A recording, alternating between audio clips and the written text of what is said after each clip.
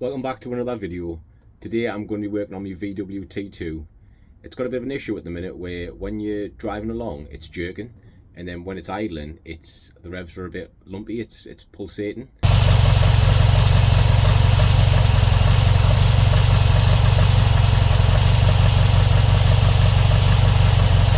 So I'm going to try and sort this out today.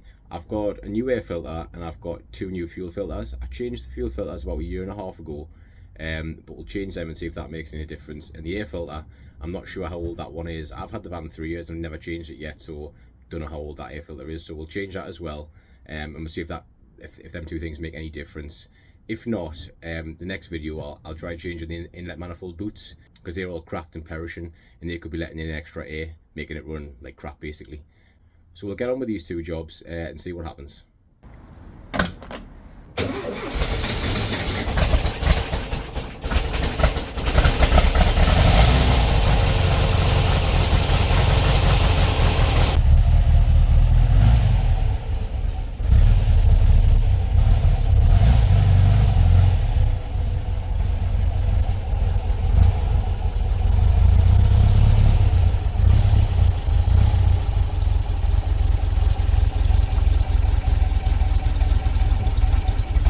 So I did make a start here, but then quickly realised it would be easier if I jacked the van up to give us better access. Yeah, you can see I've got the metal hose clamps on, so hopefully we don't lose too much fuel. Now I just need to undo the Jubilee clips and then slide out the filter and put the new one in.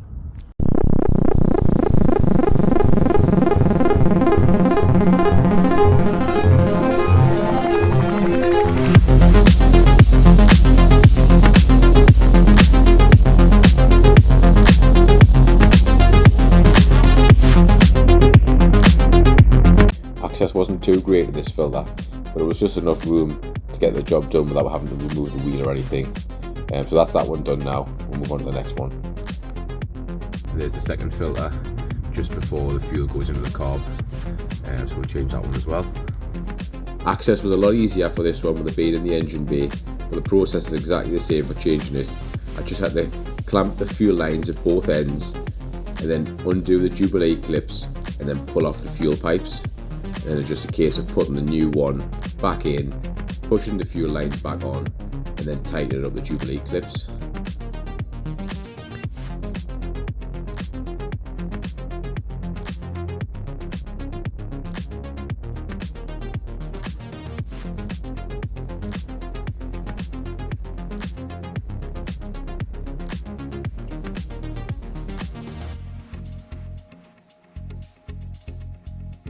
That's the second one changed, all nice and new.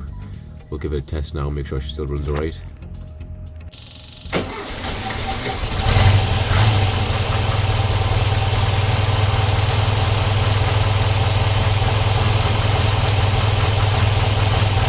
There's no difference. The idle's still exactly the same as it was before, so we'll try and change the air filter now and see if that makes any difference.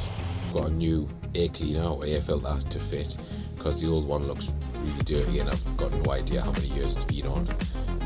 So I've got this exact replacement, so we'll stick that on now. The process for installing the new air filter is pretty straightforward. First of all, we'll clean up the top of the carb after removing the old one, and then we'll lie on the new gasket and then put on the new base plate and connect up the breather hose.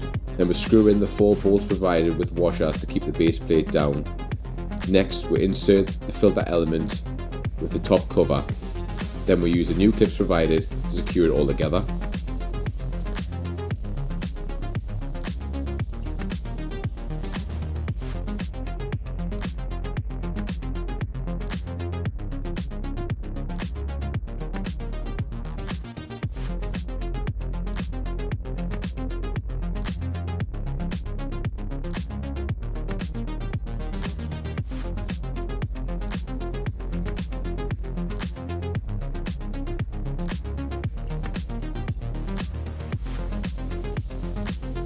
That's a new air filter all installed now, and we'll try and start the van and see if it makes any difference.